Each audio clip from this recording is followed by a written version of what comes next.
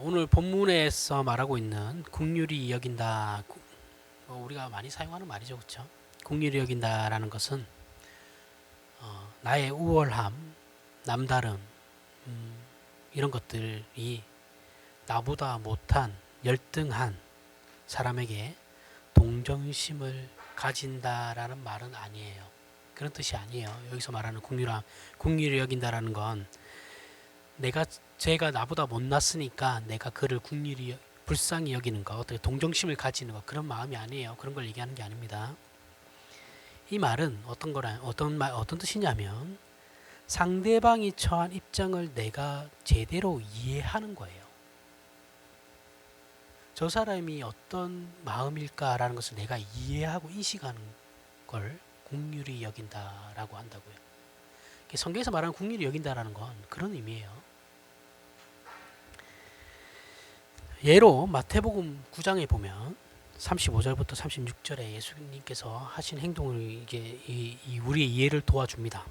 예수께서 모든 도시와 마을에 두루 다니사 그들의 회당에서 가르치시며 천국 복음을 전파하시며 모든 병과 모든 약한 것을 고치시니라. 무리를 보시고 불쌍히 여기시니 이는 그들이 목 잡는 양과 같이 고생하며 기신함이라. 자, 불쌍히 여기시니 이것이 이제 여기에 긍휼히 여긴다라는 거예요. 예수께서 왜 이 땅에 오셨고 우리를 위하여 십자가를 달게 지시며 왜 그분께서 오셔가지고 병을 고치시고 기적을 일으키시는 일들을 하시느냐 하면, 왜 이러한 일들을 하셨느냐 하면 우리 인간의 처지를 스스로 해결할 수 있는 방법과 스스로 개선할 수 있는 능력이 없다라는 것을 예수님께서는 아시는 것이거든요. 지금 예수님께서 이 땅에 육신으로 오셨는데 이 땅에 살아가는 인간들 꼬라지를 보니까 야, 저것들 어떻게 하냐, 쟤네들은 아무것도 할 수 없구나, 그러한 처지에 있구나, 이걸 이제 아시는 거죠. 그러니까 하나님일 때보다 인간으로 오셨을 때, 인간의 육신을 입고 오셨을 때 그러한 것이 더 피부에 와닿으시겠죠, 그렇죠? 그래서 우리를, 인간을 불쌍히 여기심으로 예수님께서 그러한 일들을 하신 것이죠. 이것이 오늘 말하는 긍휼히 여긴다라는 말의 의미예요. 인류가 하나님 앞에 범죄하여 처하게 된 입장에 대하여 예수 그리스도께서 깊은 동정심을 가지는 것, 그걸 말하는 겁니다. 예수 그리스도의 인간을 향한 동정심은 우리 인간들이 처해 있는 절대적인 절망, 그 상태에 대한 깊은 이해와 자비하신 마음을 가지시는 것이죠. 그게 긍휼히 여기신다라는 거예요. 긍휼히 여긴다라는 거예요. 하지만 예수 그리스도께서 이렇게 하심으로 상대적으로 예수 그리스도께서 우리보다 우월한 자리에 있다라는 것을 증명하려고 그러시는 건 아니에요. 나는 하나님이고 너희는 피조물이기 때문에 내가 더 우월한, 그래서 내가 더 너희들에게 뭐 이렇게 하는 거야, 그런 의미가 아니에요. 그러니까 자신의 우월감을 나타내시기 위해서 우리 인간을 더 처참하게 만드시는 건 아니에요. 그런 건 아니에요. 우리의 처참함은 우리가 스스로 만들어낸 것이죠. 사실 지금 우리의 스스로 우리의 그 절망적인 상태와 절대적인 어떤 우리가 스스로 무언가를 아무것도 할 수 없는 이 상태는 우리 스스로 인류가 만들어낸 상태이고 자초한 것이고, 하나님께서는 이런 상태에 있는 우리에게 필요한 것은 너희 왜 그랬냐 이렇게 우리에게 질타를 하시는 것이 아니고 긍휼히 여겨 주신다고요.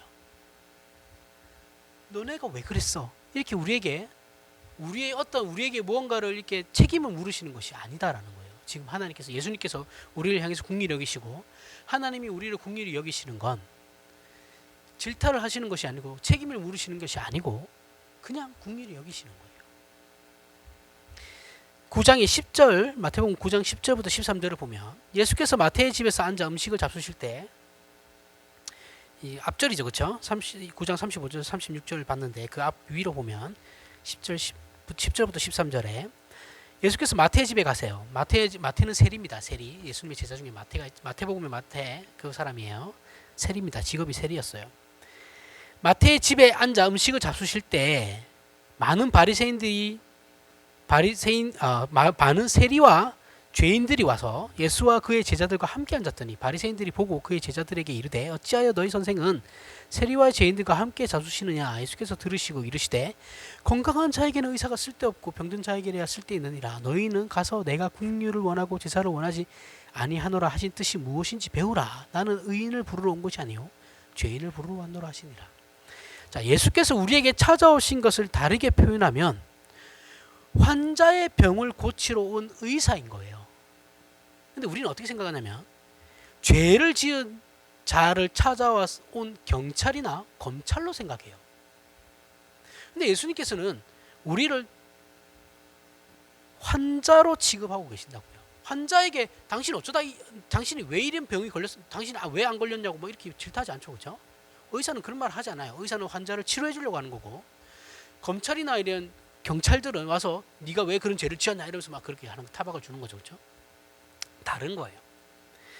그러면 죄인들과 함께 있는 예수께서 바리새인들에게 그러면서 하시는 말씀이 뭐냐면 지금 너희가 누구를 고소하거나 심판할 입장이 아니야. 야, 얘들아, 바리새인들아, 너희들이 지금 다른 사람을 뭐 손가락질하고 심판하고 정죄할 입장이 아니야. 너희들도 긍휼함을 받아야 될 대상인 거야. 그래서 오늘 본문에 긍휼히 여긴 자는 복이 있나니 그들이 긍휼히 여김을 받을 것임이요 라는 말씀은 긍휼히 여기는 이라는 것이 마치 조건이 되어서 그 조건이 성립되면 하나님으로부터 긍휼히 여김을 받는다라고 이해하게 되면 이거는 크나큰 오해예요. 내가 다른 사람을 긍휼히 여기면 나도 하나님으로부터 긍휼히 여기심을 받는다라고 생각하면 이건 오해예요. 그런 건 없습니다, 성경에. 팔복 전체가 다 그렇다고 그랬어요. 그죠? 팔복 전체가 다 그런 겁니다. 조건으로 주어지는 것이 아니에요. 이미 우리는 그러한 존재들이라고 했어요. 그죠? 자, 오늘 본문에 나오는 이런 표현이 주기도문에 그대로 나오죠. 주기도문에 보면 동일하게 나오는 내용이 우리가 우리에게 잘못한 사람을 용서하여 준 것 같이 우리 죄를 용서해 주시고라는 부분이 나와요. 그죠? 자, 이 주기도문의 내용 또한 내가 용서해 준 것이 어떠한 조건이 되어 가지고 하나님으로부터 나도 용서함을 받을 수 있다라는 의미가 아니에요. 이건 그런 의미가 아니에요. 우리가 선행이나 자비를 베푼 만큼 하나님께서 우리에게 보상해 주신다는 의미로 말씀하고 계시는 것이 아니라고요. 이 표현은 그런 의미가 아니므로 오해를 하시면 안 돼요. 근데 이게 성경이 혼자 읽다 보면 우리는 10중 8구 읽고 오해하게 되거든요. 그래서 성경은 혼자 절대 알 수 없어요. 스승이 필요한 겁니다. 내가 누군가에게 긍휼을 베푸는 것은 내가 그를 심판할 수 있는 자리에 있지 않다라는 것을 인식하고 있기 때문에 남을 긍휼히 여겨야 된다는 거예요. 무슨 말인지 이해가 가세요? 내가 하나님으로부터 긍휼함을 받아야 한다라는 그 존재라는 것을 내가 알고 있기 때문에 다른 사람도 내가 긍휼히 여겨야 된다라는 거예요. 그래서 내가 나에게 잘못한 사람을 용서해야 하는 것은 내가 먼저 용서받아야 하는 위치에 있는 사람이라는 것을 아는 것이죠. 내가 저 사람을 용서하기에 앞서 내가 하나님 앞에 먼저 용서함을 받아야 하는 사람이라는 것을 알고 있기 때문에 그런 것이라고요.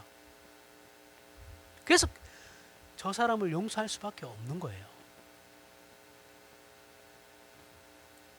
즉 내가 누군가를 긍휼히 여겨야 하는 것은 나에게 그 긍휼함이 필요하다라는 것을 알기 때문에 누군가를 긍휼히 여기는 것이죠.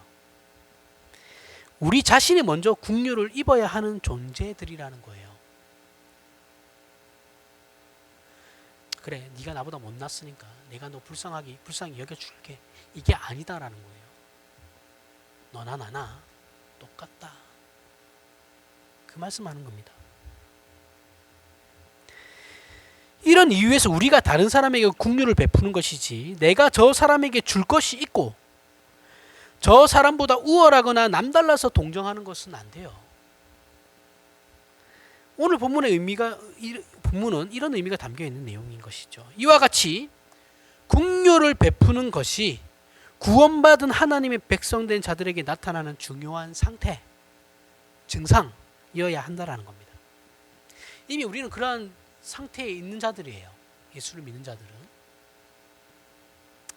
많은 신자들이 심령이 가난한 거, 영적인 하나님 앞에 내가 어떤 위치에 있다는 걸 아는 거라 그랬어요. 그렇죠?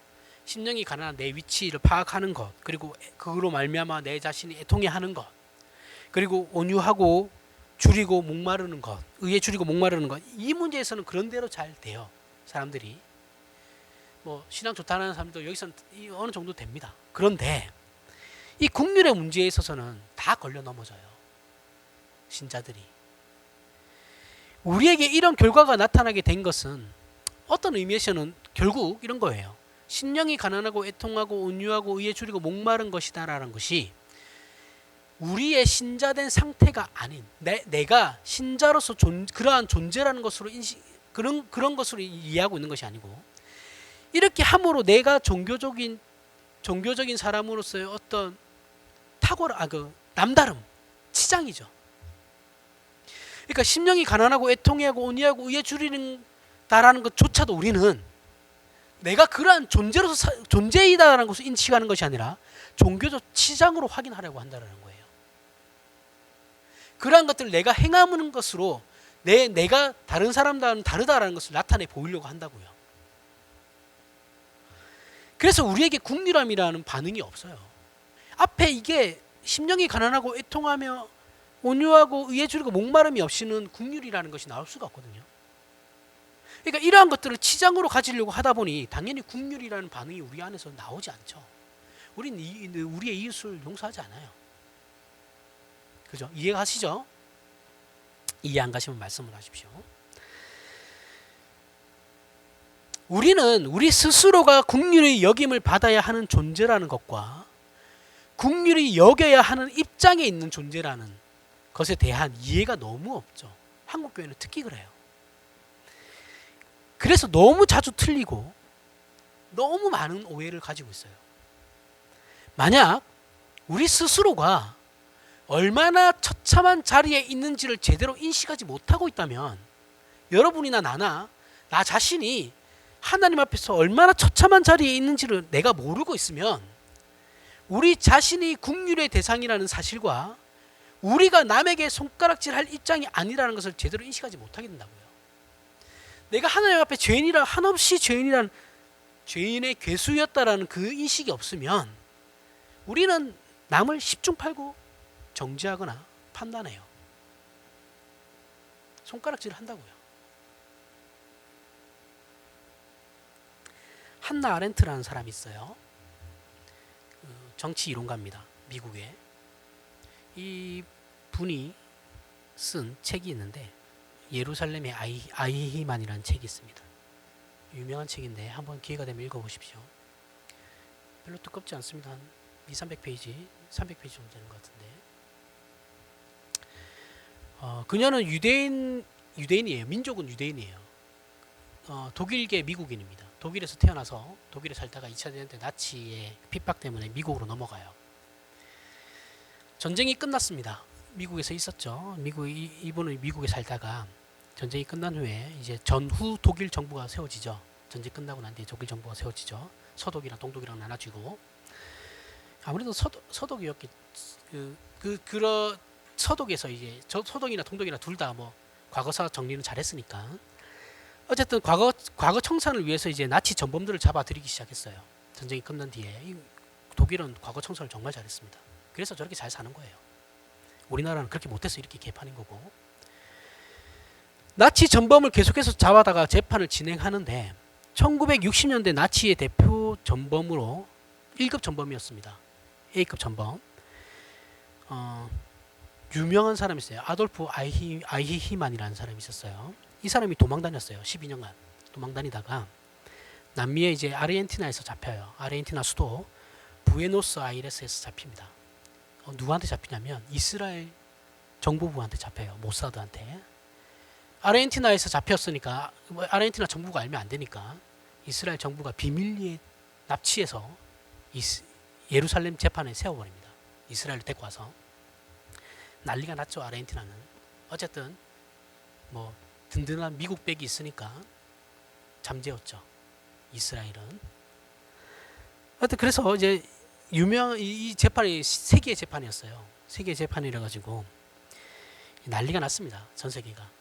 그래서 이제 37개국 TV로 방영이 돼요. 이 재판이. 아히히만은 나치 고위 관리였습니다. 고위 관리, 군인 공무원이었어요. 군인이었죠. 고위 관리였는데 유대인을 식별하는 일을 했어요. 그들을 집단 수용소로 보내서 죽이는 홀로코스트, 대량 학살을 뜻하는 마지막 해결책이라는 별명도 가지고 있었어요. 이 사람이 그 집행자였습니다. 그러니까 이 사람에 의해서 유대인들이 집단 학살을 당하느냐 안 당하느냐가 되는 거예요. 엄청난 책임을 가지고 있는 사람이죠. 유대인 대량 학살의 책임자였어요. 근데 이 사람이 12년 동안 도망 다녔다라는 거예요. 당시 뉴욕에 거주하고 있었던 이제 안나 아렌트는 기자 신분으로 원래 기자는 아니었는데 기자 신분으로 예루살렘으로 가서 아히만 재판에 참석해요. 그러면서 이제 거기서 아히만을 관찰하면서 깨달은 것이 있는데, 깨달은 것이 뭐냐면 평범한 사람의 생각 없음이 결과적으로 악의 진부함을 나타라라는 거예요. 이게 이제 그분이 주장하는 유명한 악의 평범성이라는 말입니다. 자, 악의 평범성에 좀 더 설명할 텐데, 자, 이 재판에 참석했던 한나 아렌트도 그랬지만 그 재판을 TV로 지켜보던 모든 사람들이 아히만의 모습을 보고 놀라요. 깜짝 놀랍니다. 왜 놀랐냐면 너무 평범한 모습의 옆집 아저씨 같이 생겼거든요. 여기서 일단 한번 놀래요. 그 다음에 놀란 것이 뭐냐면 아히만이 잡아놓고 이제 보니까 이 사람이 이제 울면서 잘못했다고 할 줄 알았는데 너무나도 평온한 모습과 차분한 목소리로 자신은 하나님 앞에서는 죄가 있을지 몰라도 법 앞에서는 죄가 없습니다 라고 너무 담담하게 얘기하는 거예요. 여기에 두 번 놀래요. 사람들이 무죄를 주장했어요. 400만 명입니까? 600만 명입니까? 그렇게 죽여놓고 눈 하나 깜짝 안 하는 거예요. 나는 잘못이 없습니다. 자신은 나치 독일의 공무원으로 행정직을 맡았으며 상부에서 지시한 유대인을 수송하여 하는 역할을 맡아 성실히 이행했을 뿐입니다. 그건 독일에서는 합법적이었어요. 공무원으로 자신에게 주어진 임무를 게을리했다면 그건 죄가 되겠지만 내 나라에서 합법적인 일을 누구보다 성실히 행한 것이 무슨 죄가 되는가? 군인이 전쟁 중에 적군을 총으로 죽인 것이 살인죄인가라는 논지를 펴는 거예요. 기가 막히죠. 우리나라 공무원들도 위에서 불이한 어떠한 지시를 내리면 우리나라 공무원들도 거부할 수 있는 권한이 있어요. 그렇죠? 경찰이나 판사, 검사들도 다 마찬가지입니다. 뭐 찍히긴 하겠죠. 거부할 수 있어요. 근데 거부 안 한 거예요, 이 사람은. 근데 자기가 자기가 잘못 없다라는 거죠. 그러면서 자, 여기에 사람들이 경악해요. 그래서 저 미친 거 아니야? 이래가지고 정신 감정을 합니다. 정신과 의사를 6명이나 불러요. 6명이나 부르고 성직자들도 같이 상담을 하게 만들어요. 근데 그 결과가 나와요. 정신과 의사들이 결과를 냈는데 그는 그 누구보다도 정상적입니다. 지극히 평범한, 그리고 좋은 이웃과 좋은 아버지와 좋은 남편이 될 수 있는 사람입니다. 이때 그 상담하던 성직자들도 뭐라고 하냐면 매우 긍정적인 사람이에요. 사람은 참 좋습니다. 자, 이 재판이 세계의 재판이다 보니까 또 판사들도 저게 우리 민족을 몇백만 명이나 죽였으니까 저 사람 꼭 죽여야지 이런 생각을 가지지 않았대요. 왜냐하면 전 세계가 바라보고 있으니까 어떻게든 최대한 공정하게 하려고 아히만의 얘기를 다 들어줬대요. 전부 다 들어줬대요. 그래서 이 확증 편향을 없애려고 매우 공정하게 재판을 임하려고 판사들이 그렇게 노력을 했답니다. 그래서 아히만이 재판에서 요구하는 것들 다 들어줬대요. 이렇게 33번의 재판이 있었고 결국 아히만은 교수형을 받아요. 죽게 됩니다. 자, 여기서 우리가 생각할 수 있는 것이 무엇이냐면 사람은 어떤 목적이 있어야지 악을 저지르는 것이 아니다라는 거예요. 악의 평범성이라니까요. 그저 모든 것을 안이하게 수동적으로 수용하게 되면 마치 죽어 있는 듯 생각 없이 살아가면 그 누구라도 악을 악으로 생각하지 못하는 상태가 될 수 있다라고 얘기하고 있는 거예요. 안나 아렌트가 이걸 기사로 쓰고 책을 내고 난 뒤에 유태인들로부터 엄청난 비난을 받아요. 야, 그러면 쟤는 악마가 아니라는 소리냐? 이러면서 욕 먹고 반대쪽 사람들한테도 또 엄청 욕 먹어요. 원래 양쪽에서 다 욕을 먹으면 그 사람은 훌륭한 사람이라고 합니다. 한쪽에서만 욕을 먹으면 조금 훌륭한 사람이고 양쪽에서 다 욕 먹는 사람은 훌륭한 사람이라고 그래요. 뭐 그렇다고 그러더라고요. 한나 아렌트의 평범한 사람의 생각 없는 그러한 행동들이 결과적으로 악을 낳는다라는, 이 말을 악의 평범성이라고 말하는 거예요. 악은 특별한 것에서 나오는 것이 아니고 지극히 평범한 곳에서부터 나온다라는 거죠. 우리는 물론 여기에 동의하지 않아요. 기독교는 여기에 동의하지 않습니다. 왜냐하면 한나 아렌트가 주장하는 것은 사람이 생각 없이 살면 죄를 죄로 생각하지 못한다라는 것이고, 기독교가 말하는 것은 원래 우리는 죄인이기 때문에 죄를 짓는다라는 거예요. 생각이 있고 없고 뭐 상관없어요. 우리는 선한 행동을 하는 중에도 죄를 짓는다라는 거예요. 그게 우리 기독교가 말하는 거죠. 달라요. 자, 우리는 일본 사람들 일본 놈이라고 그러죠, 그렇죠? 일본인이라고 잘 안 합니다. 에이, 저 일본 놈들 이러죠. 아니면 뭐 바리 이렇게 얘기합니다. 그 이유는 36년 동안 그들의 지배를 받으며 그들의 잔악행위를 우리가 봤기 때문인 것이죠. 미국 사람들한테도 우리는 미국 놈이라고 그래요. 그죠? 미국 사람 미국인 이렇게 잘 얘기하는 미국 놈, 에이 좀 미국 놈. 워낙 나쁜 짓을 많이 하고 다니니까 나쁜 짓도 많이 하고 동맹국이라고 하면서도 어떻게 해요? 우리나라 돈 어떻게든 일본하고 우리나라 돈 어떻게든 빼 가려고 지금 엄청 노력하고 있죠, 그렇죠? 그러면서 겉으로는 북한과의 평화를 바라는 것 같지만 사실은 평화를 바라지 않죠. 일본도 마찬가지. 이번에 그 일본의 그러한 것들이 다 드러났죠, 그렇죠? 자사전으로 의해서 일본이 다 막았죠. 이때까지 동맹국들의 피를 빨아먹어요. 그럼 우리는 어떠냐라는 거예요. 우리는 어떻습니까? 우리나라는 역사적으로 한 번도 다른 나라를 먼저 침략한 적이 없다는 것을 자랑으로 생각하죠. 자, 그러면서 이래요. 우린 너희들처럼 그렇지 않아. 이렇게 얘기한단 말이죠. 사실 근데 우리나라 역사를 살펴보면 그렇지도 않아요. 그렇지도 않은 게, 우리는 해방 이후와 그리고 6.25 전쟁 때 같은 동족들끼리 못할 짓 많이 했거든요. 정말 사람이 해서는 안 될 짓들을 많이 했어요. 그리고 전쟁 끝나고 난 뒤에 6.25 전쟁이 끝나고 난 이후에도 나라를 지키라고 만들어 놓은 군인들이 민간인들 다 죽였어요. 그죠? 그리고 공권력들은 어떻게 했습니까? 경찰이나 검찰들은 어떻게 했습니까? 억울한 사람들 간첩으로 만들어가지고 다 집어넣었죠. 지네들한테 조금만 반대하면 다 간첩으로 몰았어요. 제주도는 어떻게 했나요? 광주는 어땠나요? 여수는 또 어쨌나요?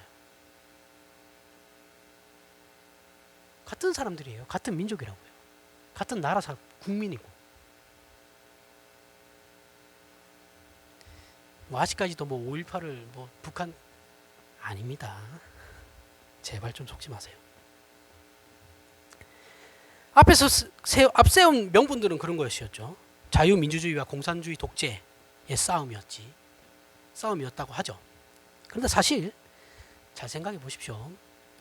누구라도 세력을 등에 업으면, 사람이라고 한다면 좌파나 우파나 할 것 없이 서로에게 온갖 형태로 복수를 감행해요. 그게 사람이라고요. 정말 잔인했고 많은 사람들 죽였어요. 그리고 우리나라는 아직도 여기에서 벗어나질 못해요. 그죠? 아직도 우리는 호남 사람이라면 욕하죠, 그렇죠? 왜 욕해요, 도대체? 저도 부산에서 살아서 그런 게 좀 있었습니다. 근데 군대 가서 그게 다 없어졌거든요. 아, 내가 들었던 게 다 사실은 아니구나 라는 거 알게 됐으니까 욕할 필요 없습니다. 그렇다 따지면 TK 사람들은 어때요? 대구 경북 사람들, 지금 제일 골치 아픈 사람들 저 사람들 아닌가요? 참고로 저희 아버지가 경북 사람입니다. 저는 욕할 자격 있어요. 타켓이 바뀌었나요? 그 사람이나 우리나 똑같다라는 거예요. 누군가를 타켓을 잡아가지고 죄인을 만들지 말라는 거죠. 덮어 씌우려고 하지 말라는 거예요. 자, 한동안 우리나라에서 경상도 사투리가 표준어였던 적 있죠. 아니라고 생각하겠지만 대통령 중에 경상도 사람이 많았으니까. 독재 때 다 경상도 사람이었잖아요, 그렇죠? 이게 이해하셔야지. 웃기라고 한 소리인데 아무도 안 웃으시니까. 그래서 수도권에 사는 전라도 분들이 사투리를 잘 안 쓰고 서울말을 많이 썼어요. 지금이야 뭐 안 그렇죠, 그렇죠? 앞에 아이히만 얘기와 그리고 일본과 미국 그리고 자유민주주의와 공산주의 독재, 경상도와 전라도 사투리까지 해서 무슨 얘기를 하려고 하는 것이냐 하면, 우리 사람은요, 인간은 어떤 고결한 인격을 목표로 하거나 이상을 목표로 하고 있지 않다라는 것을 말하는 거예요. 짐승과 짐승 이하의 생명체들이 살기 위해서 별 일을 다 하듯이 인간들도 낮으면 낮은 대로, 높으면 높은 대로, 편하면 편한 대로 그때그때 형편에 따라 아첨을 하고 싸우고 난리를 부린다라는 거예요. 좀 더 높은 데로 가면 괜찮겠지? 아닙니다. 똑같아요. 다. 자기 편에게는 성실하고 좋은 사람이라는 평판을 받지만 상대편에게는 어떻게 인간이 저럴 수 있냐라는, 저렇게 금수만도 못한 평판을 받아요. 우리나라에서는 영웅이지만 저 나라 가면 역적이죠, 그렇죠? 때려 죽일 놈이죠. 금수만도 못한 사람이죠. 우리도 저들에 비해서 하나도 나은 것이 없다라는 것을 알아내려고 하는 거예요. 미국 놈이나 일본 놈이나 우리나라 사람이나 다 똑같다라는 거예요. 아이만이나 우리나. 일본이 왜 자신들의 과거사를 인정하지 않느냐에 대해서 제가 여러 번 설명을 했습니다. 그렇죠? 그 이유는 자신들은 아시아에서 가장 우월한 민족이라는 선민사상이 있어요. 이 사람들에게는 선민사상이 있어요. 실제로 지금도 있어요. 그래서 그런 것도 있지만 또 다른 이유는 자신들은 과거에 영국이나 프랑스가 식민지에서 한 짓에 비하면 아무것도 아닌데 상대성을 이제 적용하고 있는 것이죠. 내가 영국하고 프랑스가 한 짓에 비하면 아무것도 아닌데 왜 나한테만 자꾸 우리한테만 와서 사과하라고 그러냐, 이거예요. 독일도 얘기했죠. 독일도 유대인들에게만 사과를 했습니다. 다른 민족한테는 사과 안 했어요. 유대인들이 왜요? 유대인들이 전 세계의 금융권을 다 가지고 오기, 대부분의 금융권을 다 가지고 있어요.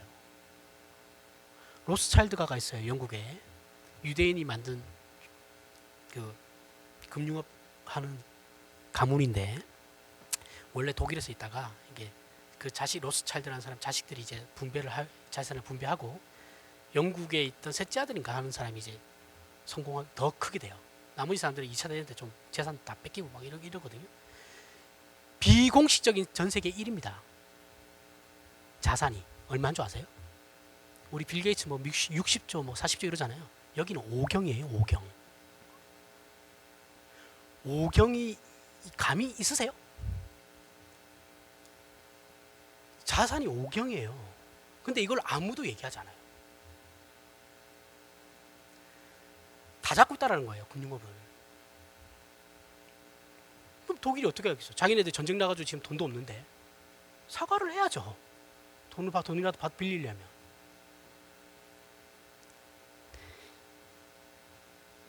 자, 그래서 특히 영국은 세계사에서 정말 나쁜 놈들이거든요. 영국이 세계에서, 중동이 저렇게 엉망진창이 된 것도 영국 때문인 거고, 인도와 중국이 저 모양 족가라지 난 것도 영국 때문이에요. 전 세계를 하여튼 엉망진창으로 만든 게 영국이에요. 자, 그런데 일본 입장에서는 영국과 프랑스에 비하면 자기네들은 아무것도 아니다라는 거죠. 저들은 이때까지 용서를 구하지도 않았고 보상도 해주지 않았는데 왜 우리한테만 그러냐라는 거예요. 저들은 100조를 해먹었고 나는 100억 해먹었는데 왜 나한테만 그러냐라는 거예요. 자, 결국 모든 인간은 다 악당이에요. 다 악당이에요. 다. 그때 상황과 어느 나라에 태어났느냐에 따라서 가해자가 되고 피해자가 되는 거예요. 강대국에 태어났다고 악한 존재가 되는 것이 아니고, 약소국에 태어났다고 해서 선한 존재가 되는 것이 아니에요. 약한 자이기 때문에 무조건 선하다라는 언더도그마적인 이런 사상은 위험하죠. 약한 자가, 가난한 자가 다 선이 아니에요. 유대인들이 독일인에게 피해를 입었으니까 유대인들이 독일인보다 낫다라고 생각하면 그건 오해죠. 왜냐하면 역사적으로 유대인들이 핍박을 많이 받은 건 사실이지만 돈도 많이 벌었거든요. 그 돈으로 나쁜 짓 엄청 많이 했습니다. 지금 유대인들이 팔레스타인들에게 하는 짓 보세요. 자기네들이 2차 대전 때 그렇게 핍박받은 거 그대로 하고 있어요. 나쁜 놈들이에요. 우리나라 사람들, 일본 사람들에게 피해를 입었으니까 저들보다 우리가 낫습니까? 아니에요. 그럼 미국은 항상 자기들 나라의 이익을 위해서 우리나라 입장을 생각하지 않고 모든 방면에서 천문학적인 돈을 빼먹으니까 우리나라 사람들이 미국 사람들보다 낫냐고요? 아닙니다. 사실 우리나라는 역사적으로 침략을 안 한 것이 아니라 못한 것이죠. 말은 똑바로 해야 됩니다. 그죠? 한 번도 다른 나라를 침략할 정도의 힘을 가졌던 적이 없어요. 역사상 지금이 우리나라의 대한민국 한반도에서 가장 잘 사는 때예요. 가장 부강하고. 우리나라 군사력이 세계 6위거든요. 지금 문재인 정권 들어와서 콩충 뛰었습니다. 6위예요. 북한은 10몇 위예요. 20몇 위인가 10몇 위예요.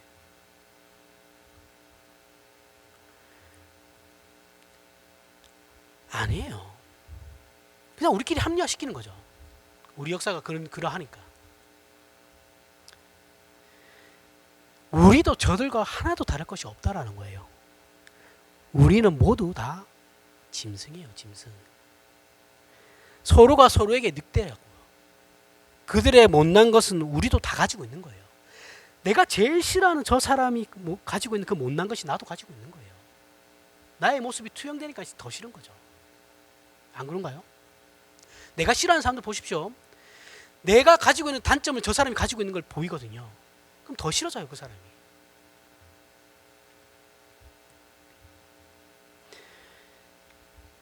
우리 모두는 일본 사람이든 미국 사람이든 우리나라 사람이든 유대인이든 독일인이든 프랑스이든 영국인이든 다 하나님 앞에서 그냥 죄인이에요. 죄인. 다. 어머니들 보면 딸들한테 잘하는 말, 이런 말 하죠. 제가 부산 출신이니까, 야, 부산 출신의 김씨성 가진 사람하고는 결혼하지 마라. 그런 말 해요. 또는 부산 사람하고는 결혼하지 마. 이렇게 얘기하죠. 왜 그러냐? 왜 그럴까요? 왜? 너네 아빠 같은 사람하고 결혼하지 마. 진짜 많이 들었거든요. 물론 저는 아들이니까 이해는 합니다. 이해는 해요. 왜 그러냐고요? 그러면 왜 그럴까요? 자신이 그 성을 가진 사람과 특정 지역 출신의 사람과 살아봤기 때문에 그런 거죠. 내 남편이 그러한 사람이니까 내가 그와 살아봤기 때문에 거기에 속한 사람들은 다 징그러운 거예요. 우리 어머니도 자기도 김씨인데 김해 김씨거든요. 우리는 김해 김씨는 파만 다르면 결혼을 할 수 있었어요. 옛날에도 동성동부 때도 파가 달라요. 아버지하고 우리 둘 다 김해 김씨인데 김씨하고 결혼하지 말고 사촌 동생들한테 막 여자아이들한테 막 그래요. 엄마도 김씨잖아. 야 파가 달라 막 이러셨거든요. 그럼 아버지들도 아들들한테 똑같은 말 하겠죠. 우리 아버지도 저한테 똑같은 말 했습니다. 김씨 여자하고 결혼하지 마라. 똑같은 거죠. 자, 이건 특정 집안의 얘기가 아니에요. 일반적인 모든 집안에서 다 하는 얘기예요. 그렇죠? 웃자고 하는 얘기일 수도 있지만 사실은 그 웃음 속에 진담이 있죠. 뼈가 있는 말이죠. 그렇죠? 그러면 우리가 살면서 어떤 성씨, 어떤 지역 사람들은, 자, 여러분 보세요. 그러면 여러분 살아가면서 야, 어떤 지역 사람들 참 괜찮더라. 그 사람들하고 결혼해. 어떤 성을 가진 사람은 참 괜찮더라. 그 사람하고 결혼해. 이런 얘기 들어본 적 있나요? 없어요. 그죠? 하나도 없습니다. 어떤 성씨, 어떤 지역이면 도대체 괜찮냐라는 거예요. 자, 요즘은 혈액형 얘기도 많이 하죠. 그죠? 이게 하면 안 되는 것들이지만 우리 그냥 웃자고 합니다. 그죠? 어느 누구나 자신이 살아본 사람들은 다 짐승인 거예요. 그죠? 0.001% 정도 아니다라고 생각합니다. 정말 솔직하게 당신 지금 다시 태어나면 지금 사는 부인과 다시 결혼을 하겠습니까? 남편과 다시 결혼하겠습니까? 하면 속으로는 다 아니요 할걸요? 살아봤으니까요. 징그러운 거죠. 자, 이렇게 따졌을 때 그러면 우리나라는 쓸만한 사람은 아무도 없어요. 그죠? 쓸만한 성씨는 아무도 없어요. 쓸만한 지역 사람도 아무도 없어요. 경상도 말 세다고 그러는데 여러분 우리나라 경상도 우리나라 남한에서 쓰는 욕들은 다 북한에서 넘어온 거예요. 남한에서 옛날에 조선시대 때 제일 심했던 욕은 뭐냐면 양반가에서 이놈, 이게 제일 심한 욕이었어요. 쌍쇼 들어가고 하는 거 다 북한에서 넘어온 겁니다. 북한 사람들 말 얼마나 센 줄 아세요? 환장합니다 진짜. 저 경상도 사람인데도 막 야 쟤네들 진짜 장난 아니다 이 정도로 느꼈거든요.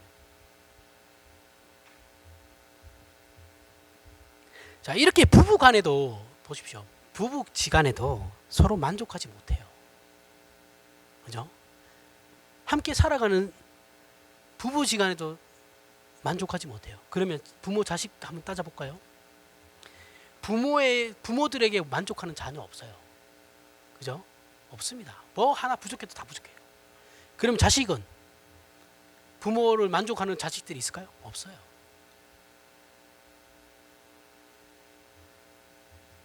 저놈이 정말 내 자식인가? 아니면 자식 입장에서는 저분이 정말 내 부모인가? 그러면 이 문제에 대해 우리는 일반적으로 이렇게 생각하고 넘어가요. 어떻게 해요? 다 그렇게 사는 거야. 왜요? 왜 다 그렇게 사는 거야 하고 넘길까요? 해답이 없으니까요. 답이 없어요. 죽었다 깨어나도 서로에게 만족할 수 없는 것이 인간이에요. 내가 저 사람과 이혼하고 다음에 만난 사람 더 좋은 사람 만나겠지? 아니요, 없어요. 그놈이 그놈이에요. 연애 오래 하다가 헤어지면 내가 더 좋은 사람 만나야지. 그놈이 그놈이라니까. 진짜 이 말은 맞는 것 같습니다. 자, 이 문제에 대해 상담들이나 이제 여러 세미나들이 존재해요. 그죠? 이런 세미나나 상담은 현재 상황을 좀 더 나은 방향으로 가기는 할 수 있어요. 그런데 본질적인 문제를 해결해 주진 않아요. 부부 클리닉 현재는 좋아져요. 눈에 띄게 조금씩 좋아지는 게 보여요. 하지만 본질은 변하지 않아요. 이런 것들이 필요 없다라는 것이 아니에요. 이 문제는 인간에 대한 깊은 이해가 없이 그저 세미나나 성경 상담에서 가르쳐준 방법으로만 해결될 수 있는 문제라고 생각하면 큰 착각이라는 거예요. 성경이 말하고 있는 것은 인간의 본질적인 모습이거든요. 이걸 우리가 이해를 하고 있어야 되는 거예요. 그에 대해서 얘기하고 있는 거예요. 사랑한다는 말을 많이 한다고 해서 괜찮아지는 것이 아니에요. 상대방이 좋아하는 것 해준다고 괜찮아지는 것이 아니라고요. 이건 현재의 상황을 가장 느슨하게 해줄 긴장을 완화하는 시간을 주죠. 느슨하게 해주는 단편적인 처방일 뿐이에요. 그럼 왜 사람은 요 모양 요꼴하실까요? 저와 여러분들은 왜 이 모양일까요? 왜 우리는 서로에게 만족하지 못하면서 살까요? 왜 그럴까요? 전적으로 타락했기 때문에 그런 겁니다. 한나 아렌트는 이걸 인정하지 않아요. 그래서 유대인이니까. 유대인은 원죄를 인정하지 않습니다. 우리만 인정하는 거예요. 그래서 성경은 사람에게 누가 더 낫다고 하지 않고 사람은 다 똑같다고 얘기하는 거예요. 계급에서나 어떠한 선함이나 악함에 대한 모든 부분에서 다 하나님 앞에서 다 똑같다고 얘기하고 있는 거예요. 그래서 사실 네가 어떻게 나한테 그럴 수 있냐라는 말은 우리 그런 말 하잖아요. 그렇죠? 배신 때리 뒤통수 때리는 사람한테 야 네가 나한테 어떻게 그럴 수 있어? 이런 말 하잖아요. 이러한 말들은 사람들 사이에 성립이 안 되는 말이죠. 왜냐하면 다 그럴 수 있는 거거든요. 그러니까 네가 어떻게 나한테 그럴 수 있어? 이 말은 성립 자체가 안 된다니까요. 왜요? 사람이니까요. 다 그럴 수 있어요. 타락해서 짐승만도 못한 상태에 있기 때문에 할 수 있는 거예요. 짐승들은 같은 동족들끼리 싸울 때 웬만하면 서로에게 치명상을 잘 안 입히죠. 죽이는 데까지 가진 않아요. 잘. 그런데 사람은 치명상을 입히다 못해 어떻게 합니까? 부관참시도 하죠. 부관참시가 뭐예요? 죽은 사람 무덤 파헤쳐가지고 꺼집어내가지고 목 자르는 거죠. 목 잘라가지고 시장 저작거리에 걸어놓는 거예요. 이 한 명애가 연산군이 한 명애한테 그렇게 했어요. 아이고 한시 조상인데 예를 들다 보니 그런 겁니다. 대표적이거든요. 조선시대 때 부관참시 당한 사람 중에. 이게 사람의 본질이라고요. 자, 그리고 삼족도 멸하고 구족도 멸해요. 그죠? 본인만 죄를 지으시면 본인만 죄를 처벌하면 됩니다. 삼족이 뭐예요? 삼족을 멸한다는 게 무슨 말이에요? 할아버지부터 손자까지 멸하는 게 아니에요.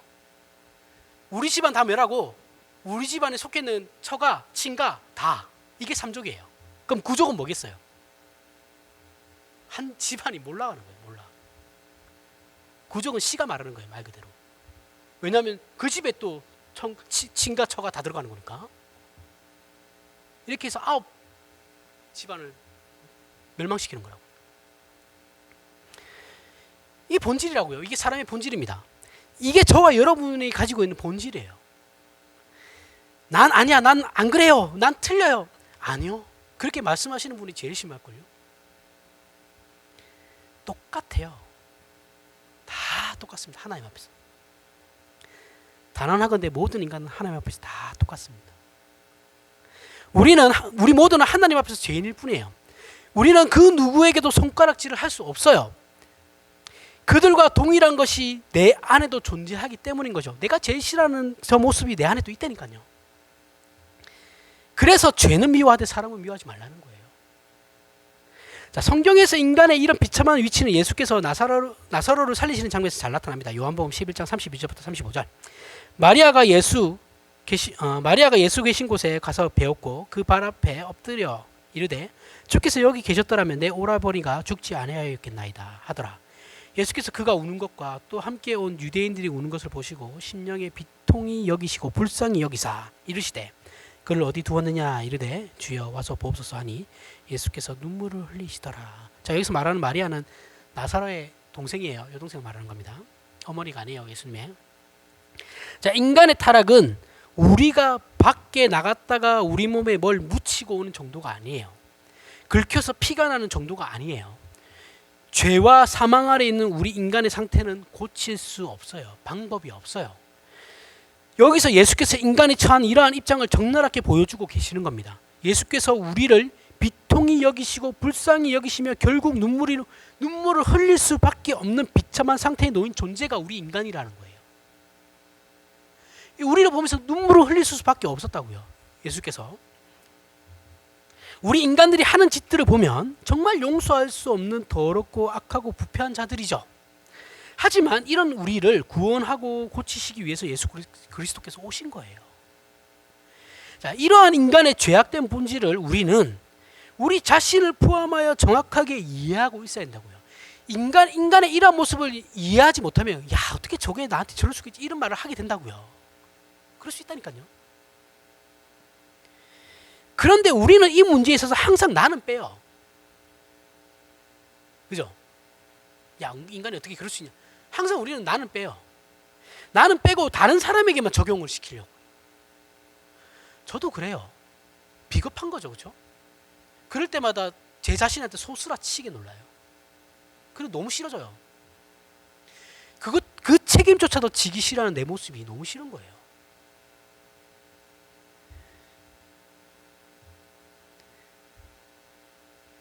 상대방이 저지른 죄는 나에게도 있는 거예요. 우리 신자들은 신앙이라는 이름으로 경건하기도 하고 어렵기도 합니다. 그러나 이 국률의 문제에 와서는 모두가 걸려 넘어져요. 내가 전도한 사람이 더 이상의 반응이 없거나 누군가에게 잘해줬는데 보상이 없으면 내가 지한테 어떻게 했는데 라고 하면서 난리를 피우죠. 이게 사람이에요. 저도 똑같습니다. 이런 모든 일들이 신앙이라는 이름으로 발생한다고요. 우리는 신앙이라는 이름을 가지고 저들을 도와줬는데 저들이 우리에게 뒤통수 때리면 어떻게 인간이 저럴 수 있냐 이런 말 하죠. 우리가 반드시 기억해야 하는 것은 그들에게 하나님의 긍휼하심이 필요하듯 나에게도 하나님의 긍휼하심이 필요하다라는 거예요. 우리 모두는 다 같은 위치에 있는 사람들이에요.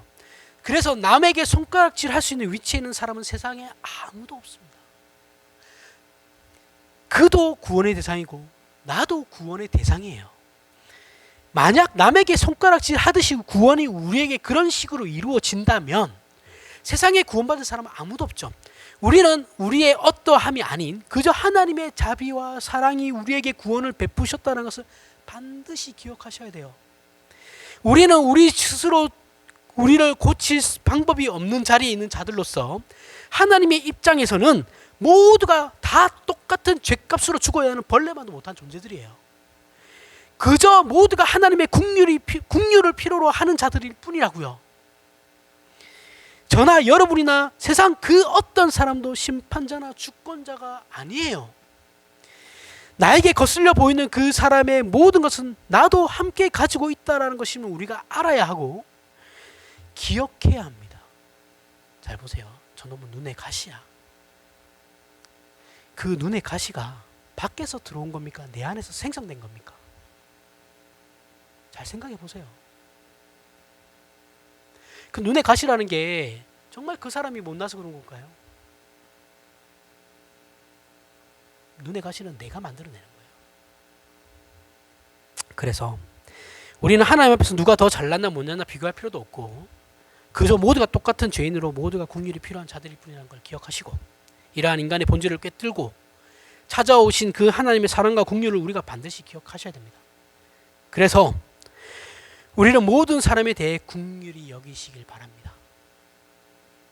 우리의 심령의 가난함과 온유함과 애통함과 의에 줄이고 목마른 것이 긍휼로 나아가지 않는다면 그것은 다 자기 치장일 뿐인 것을 아시길 바랍니다.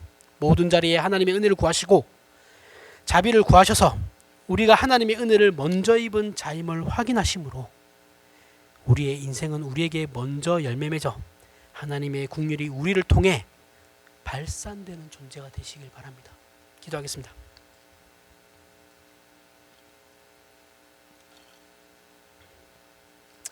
하나님 은혜를 감사합니다. 우리가 얼마나 죄의 치명적인 영향 아래 놓여 악하고 더럽고 못난 자들임을 확인합니다. 그리고 하나님께서 어떠한 사랑과 긍휼로 우리를 구원하셨는지를 확인하고 놀랍니다.